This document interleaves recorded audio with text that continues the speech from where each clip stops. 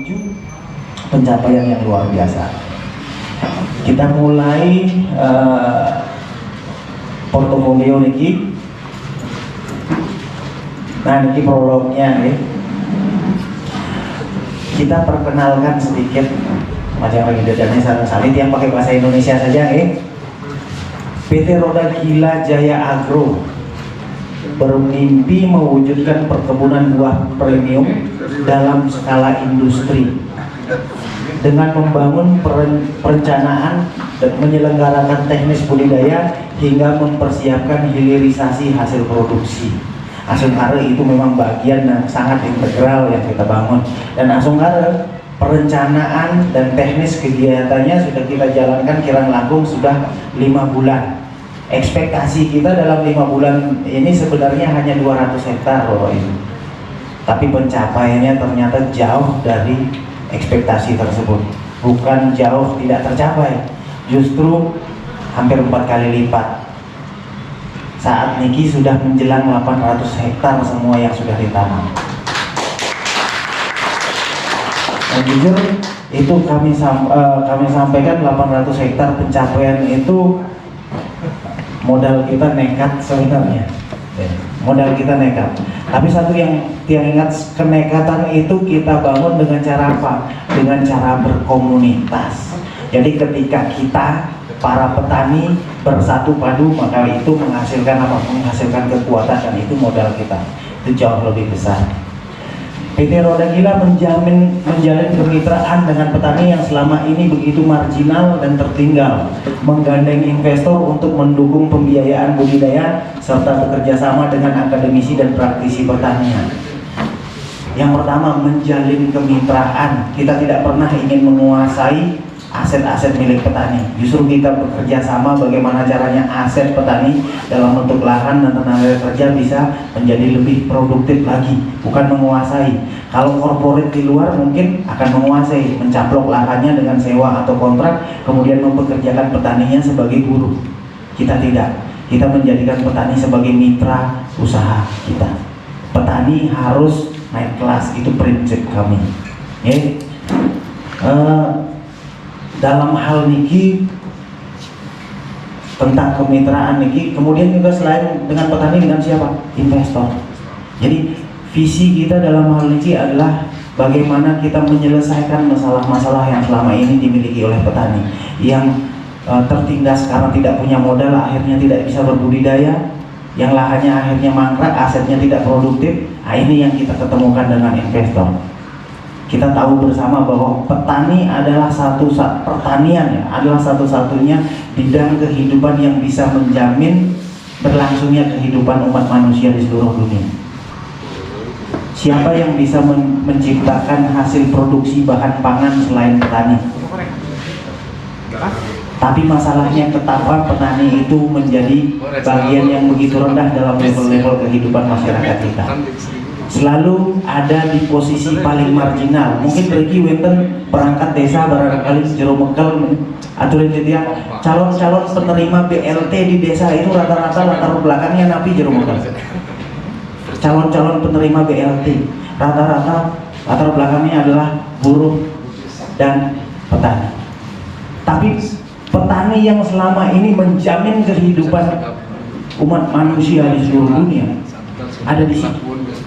di posisi paling marginal dari kelas-kelas kehidupan masyarakat. Ini yang tidak boleh berlangsung. Yang ingin bertanya kepada Bapak Ibu, ada yang nggak yang kepengen anak-anaknya jadi petani? Nggak ada ya? Kenapa nggak ada, Pak? Ada. Yang setelah kenal dengan roda gila ada. Kalau sebelumnya nggak mau, Pak. Kenapa? Karena role modelnya sudah jelas. Kita sendiri yang jadi petani mau nyekolahin anak susah, Pak. Kalau nggak ada LPD, nggak ada koperasi, susah, Pak. Ini masalahnya. Nah sekarang itulah yang harus kita kembalikan posisinya. Petani harus naik kelas, dari kelas paling marginal memiliki kelas kehidupan yang bergengsi di kemudian hari.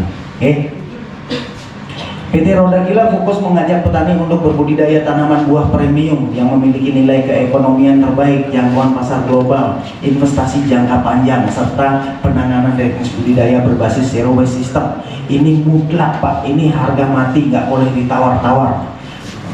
Budidayanya tanaman buahnya harus yang premium, Pak. Kenapa premium? Nilai keekonomiannya terbaik, Pak. Yang idedane nandur pokat, tanamlah pokat yang termahal. Kalau mau tanam durian yang termahal nilai jualnya, Pak. Bukan jual pohonnya, Pak, tapi jual buahnya. Kalau mau nanam buah naga yang termahal. Kalau mau nanam umbi-umbian yang termahal. Dan kemudian hasil produksinya harus bisa menembus pasar global, Pak. Jangan hanya berpikir untuk menjual di pasar-pasar terdekat. Idedane di Kintamani jangan berpikirnya menjual hasil produksinya hanya di Pekan Kintamani, di Kayu Ambo, di Bangli, atau paling jauh di Pekan Batu Kantik. Jangan.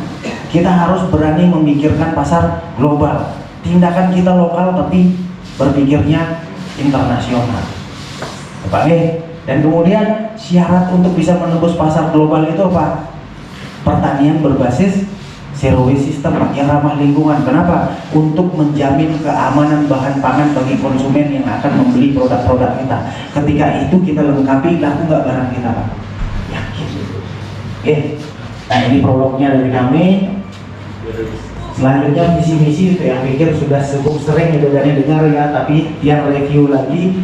Memuliakan bumi dengan cara menanam pohon, mensejahterakan masyarakat dengan cara buah premium melalui pola pertanian yang premium nih.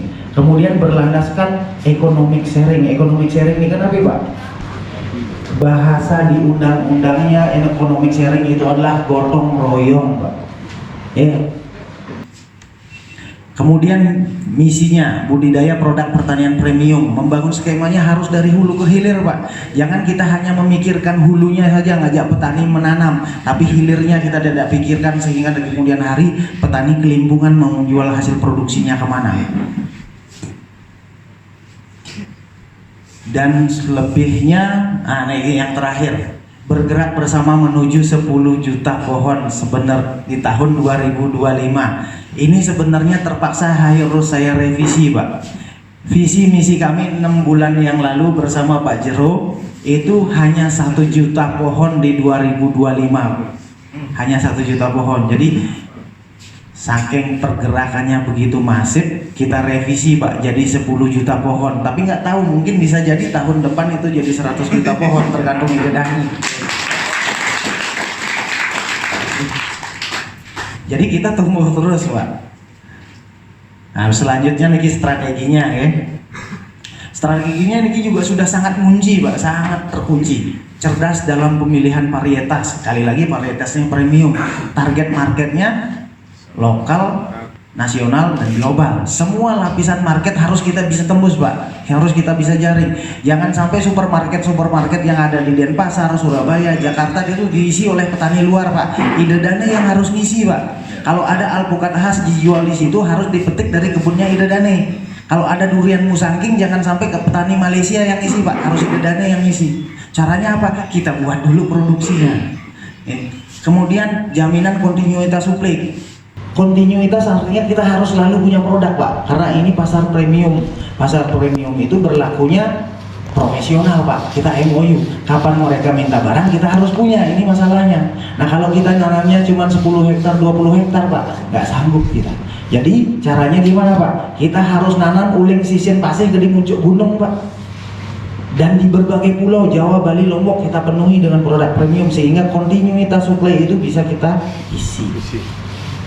Ketat dalam SOP, wajib Pak.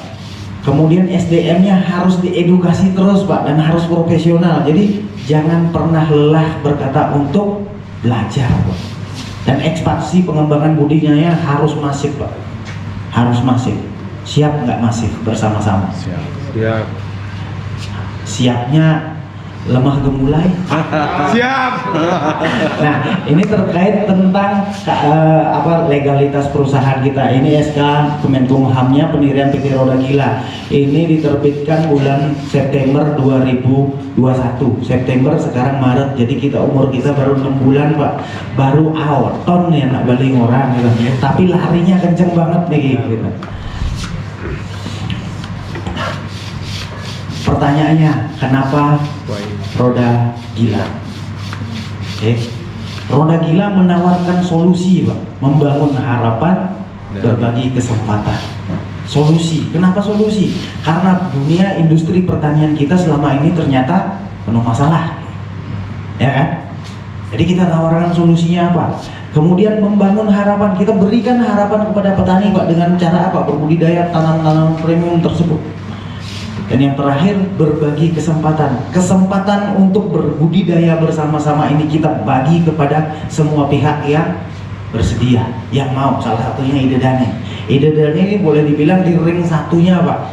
Kalau tahun depan masuknya mungkin udah ring 2. Idedane sudah 10 hektar, 20 hektar barangkali investasinya, yang lain baru mengikuti. Roda Gila fokus kita ya, meningkatkan nilai produktivitas lahan-lahan yang mangkrak. Tadi saya banyak ngobrol dengan beberapa teman, dengan Pak Jiro Manggu Swastika salah satunya. Lahan, tawarannya lahan bikin saya keringetan dari Pak Jiro. Di Gerogak 1000 hektar, di Git-Git 100 hektar. Aduh, ngeri. Masalahnya Idedane siang nggak ngisi bibit nanti. Kemudian lahan-lahan tersebut ternyata selama ini nilai produktivitasnya sangat rendah, bahkan beberapa tidak tergarap, mangkrak. Nah, itu yang harus kita berikan nilai.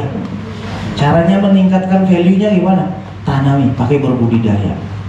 Ketika ada produktivitas, pada saat itulah nilai kesejahteraan itu akan berbagi. Memberikan edukasi dan pendampingan. Nah, ini salah satunya edukasi terus yang kita lakukan. Kenapa edukasi? Karena suka tidak suka petani kita, terutama petani ya, kita berbicara tentang petani. Petani kita itu kaya dengan sumber daya alam, Pak. Tanahnya bagus, kita ada di iklim yang bagus, tapi pengetahuannya terbelakang. Ini masalahnya, bukan mereka tidak bisa bertani, tapi mereka hanya bisa bercocok tanam.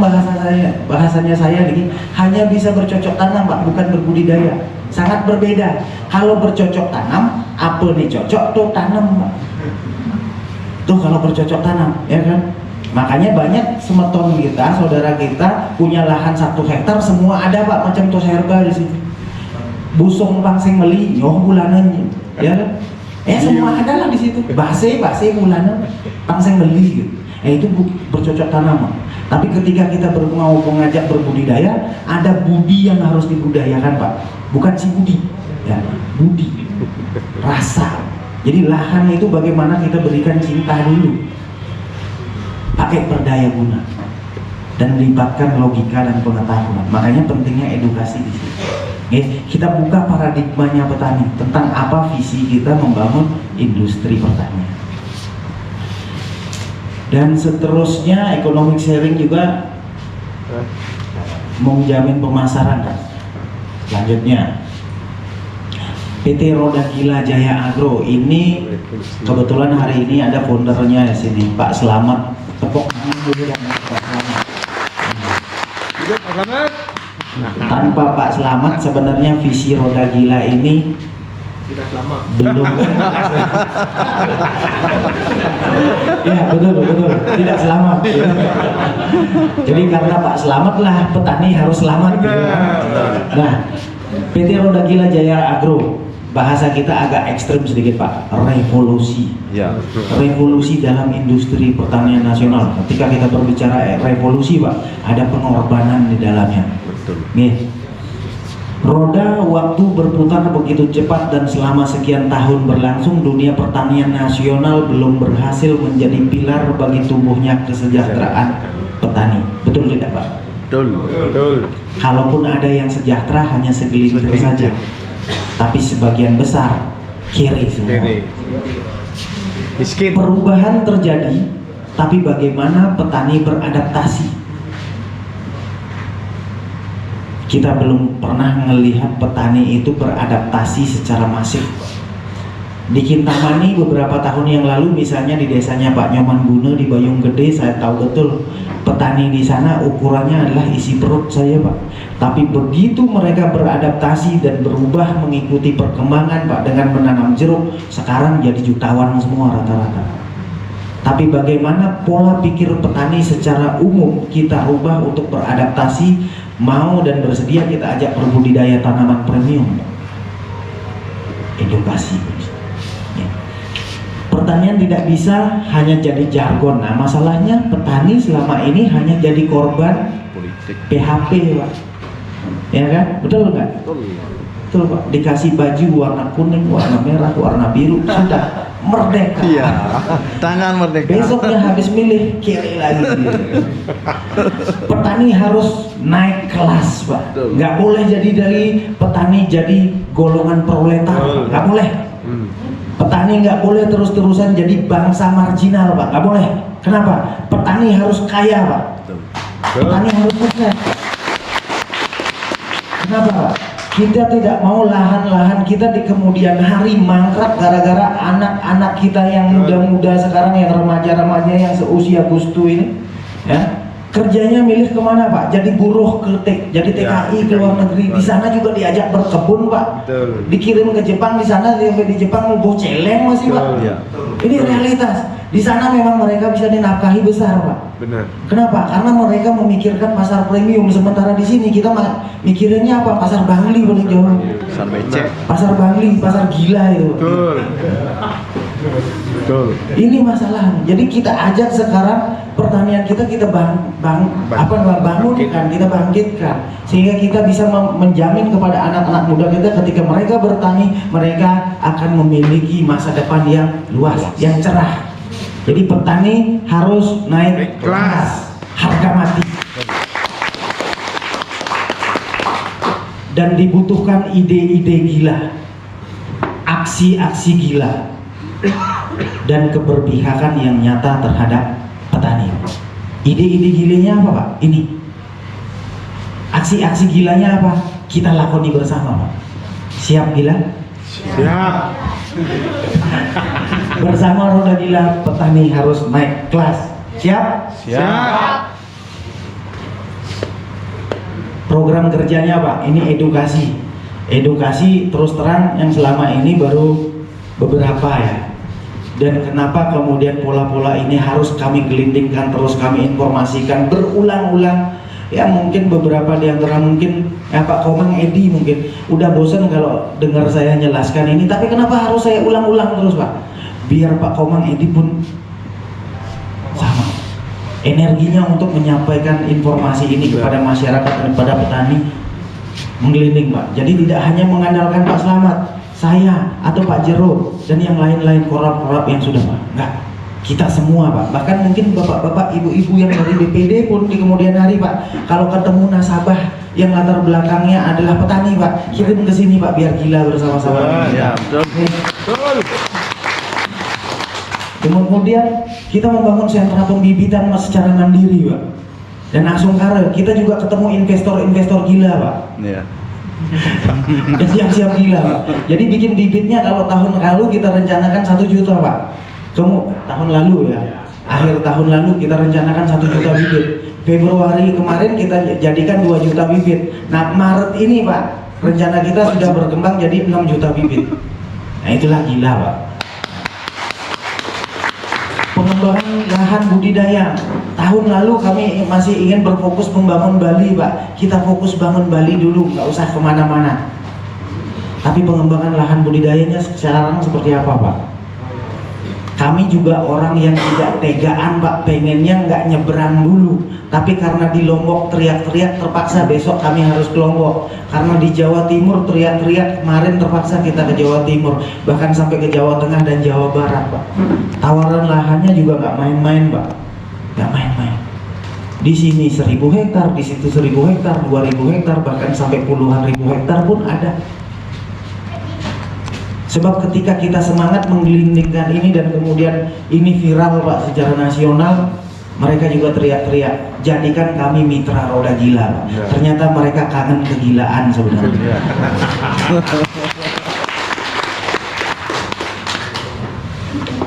Nah, edukasinya dalam bentuk sosialisasi ya, seperti inilah Bang, namanya sosialisasi. Sasarannya adalah petani, pemilik lahan. Kenapa? Lahannya untuk kita budidayakan. Dan investor yang menyandang dana untuk swastiastu. Pak Putu Soeharto siap. Ini beliau kami perkenalkan, beliau adalah salah satu dewan komisaris kita. Mohon izin Pak Putu, saya lanjut. Edukasi, kemudian yang berikutnya sentra pembibitan. Sentra pembibitan kita akan menyebar nanti Pak, Jawa, Bali, dan Lombok. Jadi yang di Jawa biar bibitnya kita bikin di Jawa, tapi kita mandiri Pak bikin bibit. Kita kerjasama dengan petani-petani pembibit di situ. Masuk di Bayung Gede. Bayung Gede saya targetkan Pak Nyawan Guna bikin bibit di desa Bayung Gede cukup 200.000 saja. Ternyata 500.000 Pak. 500.000 biji sudah ditabur. Mau gimana lagi? Saya terpaksa jadi banyak. Pengembangan lahan budidaya sama seperti cerita saya tadi. Ternyata lahan budidaya di mana-mana. Nah, ini program-program yang sudah kita lewati Pak. Ada edukasi di ruang kelas di sebelah, kemudian di kebun-kebun juga pembibitan, di kampung-kampung. Nah, seperti itu ya isinya paling edukatornya kalau nggak saya ya Pak Slamet gitu. Kalau nggak Pak Slamet ya saya. Jadi nanti targetnya harus muncul Pak Slamet yang baru Pak. Betul. Betul. Harus Pak, harus sebanyak-banyaknya muncul Pak Slamet yang baru. Ya. Yang visinya benar-benar menduplikasi apa isi kepala Pak Slamet dan kemudian itu keluar sebagai sebuah bentuk informasi kepada masyarakat luas. Nah, ini beberapa lahan. Nah, itu yang di atas itu sebelumnya lahan hutan Pak, luasannya 30 hektar. Itu salah satu yang gila itu Pak Mekal Batur Utara, itu yang punya lahan 30 hektar di Bebandem itu. Jadi perbekal pun gila Pak, nggak suka di kantor sekarang, sukanya di kebun. Ya. Salah satu perbekal tergila sialnya itu beliau perbekal saya.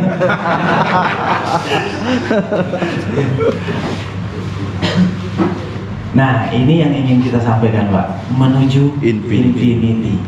Jadi jargon kita sekarang di PT Roda Gila apa Pak?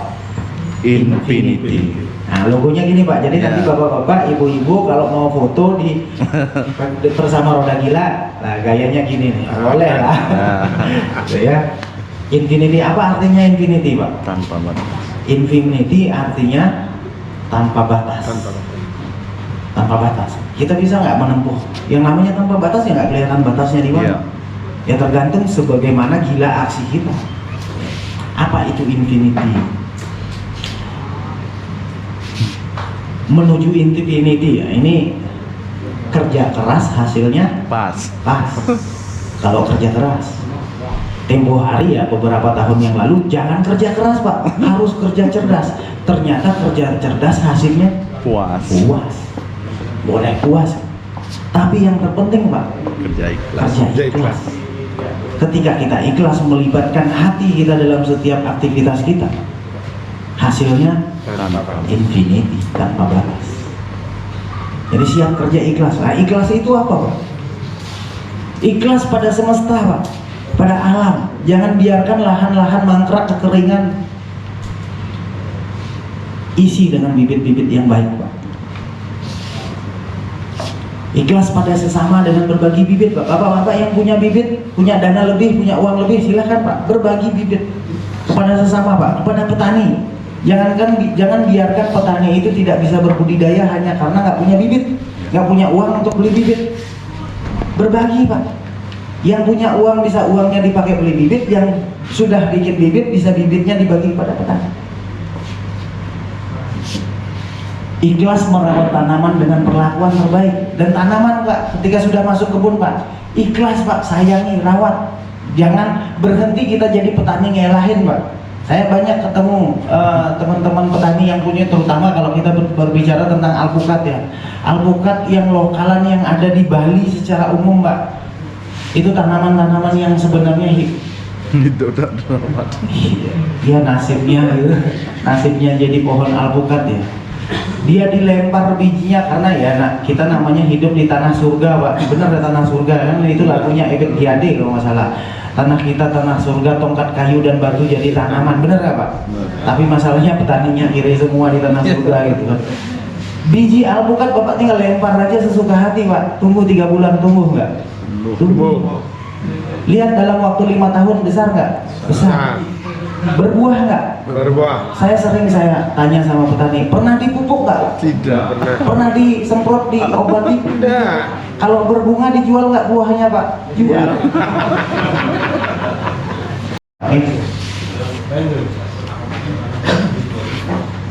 Infinity bersama Roda Gila dengan mengusung budidaya tanaman premium, target market global, maka peningkatan nilai keekonomian lahan menjadi sangat signifikan. Ketika kita berbicara nilai keekonomian Pak, kami sudah melakukan analisis sangat komprehensif dan sangat meyakinkan. Per 1 hektar lahan Pak, angka minimal yang boleh dicapai lahan tersebut adalah 1 miliar rupiah minimal, nggak boleh kurang di tahun produktif. Mau ditanami pisang dewa atau khas atau durian atau mangga, 1 hektar lahan 1 miliar rupiah, itu harus angka kunci. Dan secara teknis angka itu adalah angka-angka yang sangat optimis Pak. Optimis artinya apa? Angka itu memiliki tingkat pencapaian yang sangat optimis. Karena katakanlah kalau kita berbicara alpukat khas Pak, per 1 hektar analisis data kita itu di tahun kelima angkanya sudah di atas 2 miliar. Kalau durian musangking di tahun ke-7 Pak, angka analisisnya itu di atas 3 miliar. Kalau nanam naga palora Pak, di tahun ke-5 itu 1 hektar lahan bisa 12 miliar. Iya, sangat optimis ya. Jadi ketika kita turunkan ke angka 1 miliar per hektar lahan, itu menjadi angka-angka sangat yakin kita bisa capai. Dan itu hitung-hitungan secara teknis sudah kita lakukan analisa. Roda Gila menawarkan kerjasama dalam bentuk economic sharing, di mana aset petani berupa lahan dan tenaga kerja adalah bentuk investasi petani dan perkebunan dan memiliki nilai kredit sangat tinggi Pak. Concern kita di situ apa? Concern kita adalah petani pemilik lahan yang sekaligus sebagai petani penggarap harus dapat margin atau bagian terbesar dari setiap kerjasama itu. Makanya potensi yang kita tawarkan ke petani berapa Pak? 65-80%. Sangat tinggi Pak. Sisanya yang lain-lain baru diperankan oleh pihak lain. Investasi dalam bentuk permodalan maupun bibit terbuka bagi semua pihak. Jadi siapapun bisa terlibat di situ. Jadi ketika paham bagaimana skema kerjasama dengan Roda Gila, ayo. Dan kami sangat welcome. Luasan lahan tak terbatas dan potensi hasil tanpa batas. Jadi edarannya, makanya kita ngedukasi ke teman-teman untuk bikin bibit tempo hari Pak. Tujuannya apa? Nggak boleh berpikir jual bibit. Boleh jual pun hanya untuk balik modal. Tujuan dari bibit itu dibuat untuk apa Pak? Investasi. Jadi kalau edarannya punya modal untuk bikin bibit, Anda buat bibit misalnya satu orang 10.000 gitu. Itu udah bisa investasi di berapa hektar lahan Pak? 10.000 bibit kalau untuk alpukat itu sudah 25 hektar lahan Bapak bisa investasi Pak. Investasikan bibit. Orang lain apa yang namanya petani-petani kita rata-rata dulu kan ada istilah ngadas Pak. Nih, sapi diinvestasikan di kadas sangat gitu, dapat bagian nanti hasil dari keuntungannya kan gitu. Ya sama Pak, ini sama dengan mengadasang bibit Pak. Bagusnya kalau kita ngadasang bibit bersama Roda Gila, potensi hasil yang kita bisa dapatkan itu selama 20 tahun. Memang prosentasenya 15% untuk investor bibit, tapi 20 tahun bisa dipanen. Itu polanya ya. Nah, zero waste system, persyaratan pertanian modern untuk memastikan terjangkaunya pasar global adalah pertanian ramah lingkungan yang memberi jaminan keamanan bahan pangan bagi konsumen. Kita sangat concern, Pak, kita harus melindungi konsumen. Jadi kita berbudidaya nggak bisa sesuka hati, Pak. Dan semenjak awal kita telah mencanangkan pertanian berbasis zero waste system. Saat ini kami sedang ada dalam proses penyusunan SOP, Pak. Dan langsung karena kita juga karena namanya niat baik, Pak. Niat baik, perjalanan baik, selalu ketemu orang-orang baik, Pak. Dan mungkin karena namanya roda gila, sama, Pak. Kita juga ketemu orang-orang gila. Nah, tempo hari saya perjalanan dengan Pak Slamet berdua mau nyebrang ke Jawa. Di Gilimanuk kita ketemu mantan ODGJ, Pak. Orang dengan gangguan jiwa, mantan tapi. Syukurnya sudah ingat sekarang, sudah sehat, dan beliau semenjak 2010 concern untuk menciptakan bakteri prebiotik untuk tanaman. Dan kemarin yang sudah dia berhasil uji cobakan itu adalah terciptanya EM50, Pak. Dan itu dia danai sendiri kegiatan uji cobanya. Kita udah beberapa sampelnya kita bawa untuk kita uji cobakan. Dan dia saat ini sedang ada dalam proses untuk penciptaan EM100, Pak. Dan EM100 itu sudah pernah diuji cobakan di Banyuwangi, bahkan sanggup menghancurkan Pampers. Jadi Pampers pun dengan EM100 itu bisa dihancurkan dan dijadikan pupuk. Itu masih akan kita uji coba.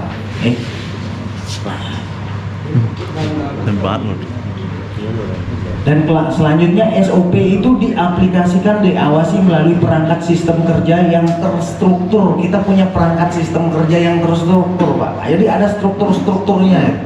Salah satunya adalah korlap-korlap itu, Pak, yang benar-benar bekerja langsung bersentuhan dengan petani, yang masuk ke kebun-kebun, ke ladang-ladang, dan mengedukasi petani secara langsung di ladangnya masing-masing. Dan akurasi pencapaiannya itu terukur, Pak. Artinya ketika kita berbicara target 1 miliar per hektar lahan itu harus. Kenapa? Karena sudah terukur. Bertindak lokal, berpikir global. Realitasnya petani saat ini takut memikirkan pasar premium, Pak. Benar nggak? Kalau petani diajak nanam alpukat khas yang belum yakin biasanya, Pak, mehnya ada nak butuh kalau beli pokat di sata kilo gitu.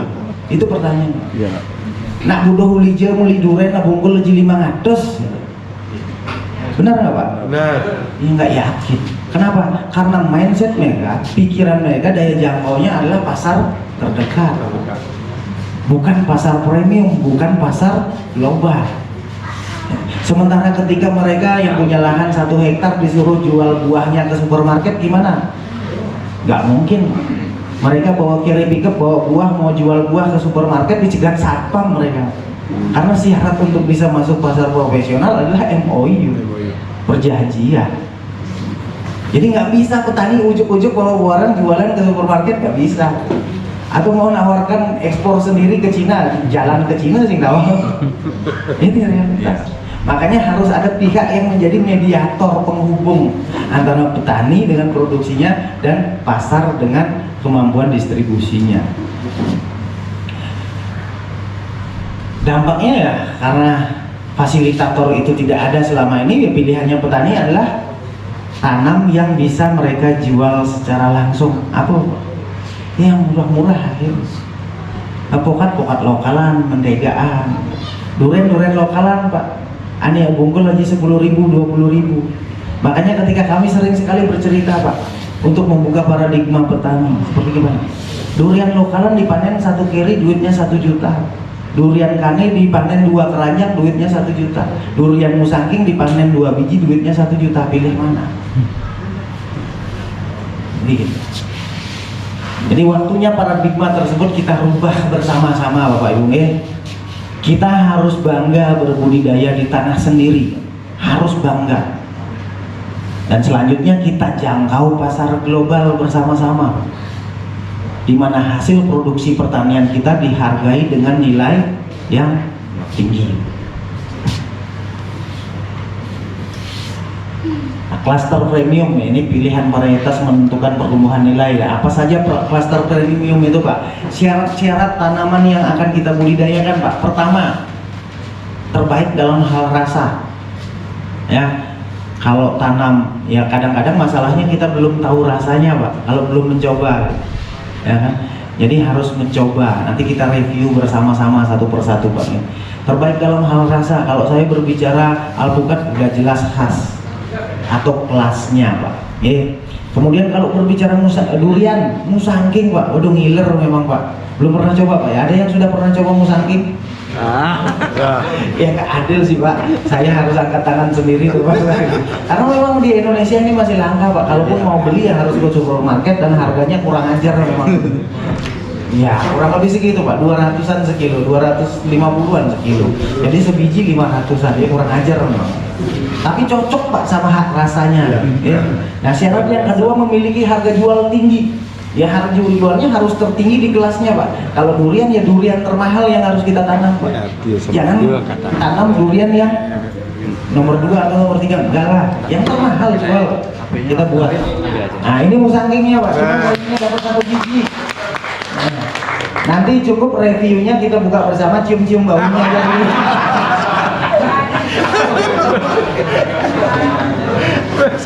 Oke, ini musangking kita dapat di Trenggalek, Pak. Sebenarnya di sana ada kurang lebih baru 15-an biji, 15-an butir ya. Kita sudah pesan semua untuk dikirim ke sini. Cuman karena belum matang pohon ya baru 1 yang bisa. Mudah-mudahan sudah matang ya. Paling tidak kan bisa nyium baunya kan lumayan. Ya, setidaknya, Pak, sekalipun belum tahu rasanya sudah tahu rupanya. Kemudian daya tahan buah tersebut harus panjang, Pak. Jadi kalau kita petik sekarang dia bisa bertahan, bila perlu sebulan pun masih bertahan tanpa harus ada pengawetan khusus. Kenapa tidak? Contohnya alpukat khas, Pak.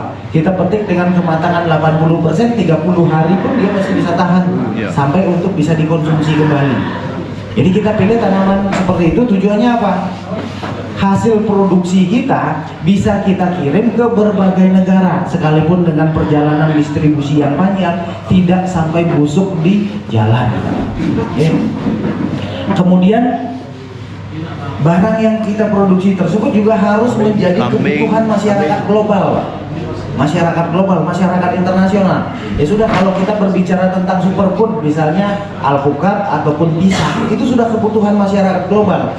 Perkaranya tidak semua negara bisa memproduksi alpukat. Nah, inilah waktunya tanah surga ini menghasilkan alpukat terbaik untuk masyarakat dunia dan mudah dibudidayakan. Nah, ini klaster premium ya. Economic sharing itu capital sharing menuju profit sharing. Jadi modalnya beramai-ramai dan kemudian hasilnya bagi-bagi. Tapi karena hasilnya besar, sudah dibagi-bagi pun semuanya tetap dapat bagian sama besar, ya kan? Nah, kalau hasilnya kecil, kita bagi-bagi lagi, rontok. Tapi kita perbesar dulu hasilnya, setelah itu kita bagi-bagi, masih sama besar bagian. Kelengkapan unsur budidaya, ini ketersediaan lahan, ada tenaga kerja, anggaran pemeliharaan, modal, pendampingan, penanggung jawab. Nah, unsur-unsur yang harus ada dalam terciptanya satu kebun, ini, Pak, 6 ini harus ada, nggak boleh satu pun nggak boleh ada yang nggak ada. Yang harus komplit 6-6-nya. Kelengkapan 6 unsur tersebut selanjutnya diisi oleh berbagai pihak yang terlibat dan menjadi mitra usaha Roda Gila. Sementara Roda Gila sendiri berperan sebagai penanggung jawab perkebunan budidaya, Pak. Kita yang mempertanggungjawabkan setiap perkebunan budidaya untuk mengatur perencanaan, mengatur teknis budidaya, dan juga mempersiapkan pemasarannya. Format. Nah, ini bagi-bagiannya, Pak. Mungkin barangkali ada yang masih terlupa ya. Jadi penyedia bibit dapat berapa persen? 15%. Ya. Untuk penyedia lahan 30%. Kemudian tenaga kerja yang menggarap lahan tersebut 15%. Biaya produksi 20%, pendampingan 5%, manajemen 10%, sosial 5%. Jadi misinya semuanya di sini ada, Pak. Value yang kita ingin angkat dari sini apa, Pak? Yang pertama jelas economic value, ya, nilai keekonomian yang bertumbuh. Yang kedua apa, Pak? Ecological value, ada apa namanya? Perhatian kita terhadap lingkungan, lahan-lahan yang mangkrak kita produktifkan dengan kita tanami dengan berbudidaya. Kemudian ada social value-nya ada, Pak. Kemudian ada humanity value-nya ada, Pak, nilai-nilai kemanusiaannya. Karena di sini dengan adanya peranan investasi dari berbagai pihak mengakibatkan petani yang sebelumnya marginal terangkat, bisa naik kelas gitu. Ini angka-angkanya. Dan kembali ke hak dan kewajiban. Jadi semuanya sudah kita atur. Setiap pihak memiliki hak dan kewajibannya masing-masing. Ya.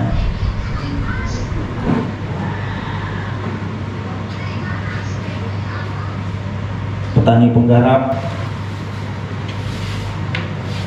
biaya produksi,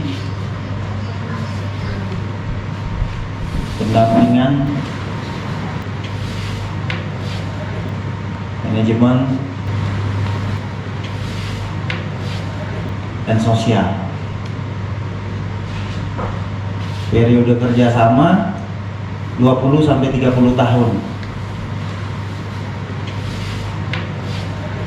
Terakhir, siap nggak naik kelas? Siap. Jadi petani itu harus naik kelas, Pak.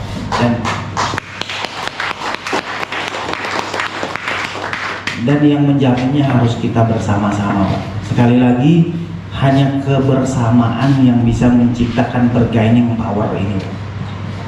Terakhir, sebagai penutup, saya sedikit menceritakan tentang apa itu pasar dan apa itu industri, ya. Mohon maaf, bukan bermaksud menggurui ini. Ketika kita berbicara tentang produksi hasil pertanian dan kemudian kita kaitkan dengan pasar, ada tuntutan yang harus kita penuhi. Salah satu tuntutannya adalah 3K. Mungkin sudah sering dengar cerita saya tentang 3K ini, ya. Yang sering ngobrol dengan saya mungkin sering lah. 3K itu apa itu? Yang pertama adalah kuantitas, berikutnya kontinuitas, dan terakhir kualitas. Ya kan? Ketika 3K kita ini berhasil kita wujudkan, maka pada saat itu kita memiliki yang namanya bargaining position atau nilai tawar terhadap pasar. Apalagi kalau kemudian PT Roda Gila ini bisa membuat kebun, Pak, dengan 10 juta pohon sampai di tahun 2025. 10 juta pohon itu kurang lebih capaiannya sekitaran 25.000 hektar. 25.000 hektar. Nah, sekarang saya sedikit berbagi informasi dengan teman-teman. Salah satu perkebunan alpukat terbesar di kawasan Asia Pasifik, Pak, itu ada di Australia. Luasannya itu kurang lebih 2.400 hektar. Dan itu sudah settle berjalan sepanjang 12 tahun. Makanya kalau alpukat yang ada di Bali saat ini, alpukat khas itu brandingnya adalah Australian Avocado. Ya, dijualnya di supermarket harganya rata-rata di atas 200.000 lah. 2.400 hektar dalam 12 tahun. Pertanyaannya gini, itu kan dikerjakan oleh corporate, Pak. Jadi corporate itu menyewa atau mengontrak lahan atau akuisisi lahan pemerintahan, dan kemudian mempekerjakan tenaga kerjanya yang jumlahnya ribuan orang untuk memelihara kebun itu. Pertanyaannya lah, mereka butuh modal berapa untuk bisa mewujudkan kebun seluas itu? Miliaran rupiah, bahkan mungkin triliunan. 2.400 hektar, harus gaji tenaga kerja berapa orang? Apalagi kita tahu gaji tenaga kerja perkebunan di luar negeri, Pak, rata-rata 15-30 juta per bulan. Ya kan? Dengan 2.400 hektar. Nah, sekarang ketika dia ingin mengembangkan lagi lahannya menjadi 5.000 hektar, dia harus investasi lagi berapa miliar, Pak? Triliunan lagi keluar duit, kan? Iya kan? Keluar lagi duit. Roda Gila kalau mau bikin kebun 10.000 hektar perlu keluar duit nggak Pak? Nggak. Nggak ada. Bahkan kalau Roda Gila mau bikin kebun 100.000 hektar perlu keluar uang nggak? Nggak. Kenapa? Karena kita melakukannya dengan capital sharing. Lahan dari petani, yang menggarap petani, Tadi. yang ngasih bibit investor, yang duitnya mungkin banyak nganggur di deposito di BPD. Ya kan? Udah investasikan, ayo kita welcome 15%. Kalau 1 hektar dapat panen 1 miliar, 15%-nya berapa? 150 juta dalam setahun. Itu bisa dipanen 20 tahun. Wow. Lalu investasi untuk beli bibit untuk diinvestasikan di kebun butuh berapa Pak? Kalau 1 hektar itu 400 pohon alpukat ya. Kalilah yang bibit harganya 80.000 atau 100.000 dah yang biar cepat berbuah. 100.000 kali 400 cuma 40 juta. 40 juta. Udah punya kebun 1 hektar. Panennya bibit 100.000, 2 tahun udah panen Pak, yakin? Udah. Ya. Udah panen. 3 tahun udah dapat itu 150 juta, yakin? Yakin. 150 juta selama 20 tahun. Apa nggak mabok itu? Mabok. Investasi cuma 40 juta per 1 hektar. Nah, kalau punya lebih, investasikan sekalian 100 hektar seperti Ibu Penny. 100 hektar. Nah, 100 hektar kali 150 juta. 15. Hitunglah. Kalkulator Anda mungkin hang nanti. Macet. Apa nggak infinity hasilnya Pak? Lalu modal kami untuk membuat kebun itu apa Pak? Nol. Inilah prinsip economic sharing. Kita berbagi, ya. Dan kemudian yang menariknya akan muncul bargaining power. Bargaining power itu apa? Suatu saat kita berbicara nanti ya. Ketika kita berbicara nanti sesuatu yang akan terjadi nanti, maka di situ isunya apa Pak? Harapan, peluang, ya, harapan dan peluang. Ya. Ketika kami berhasil mewujudkan 10 juta pohon dengan 25.000 hektar itu, kita akan punya produksi yang sangat masif Pak. Saat ini belum ada perkebunan profesional di seluruh dunia yang memiliki kebun sampai lebih dari 15.000 hektar. Belum ada. Belum ada.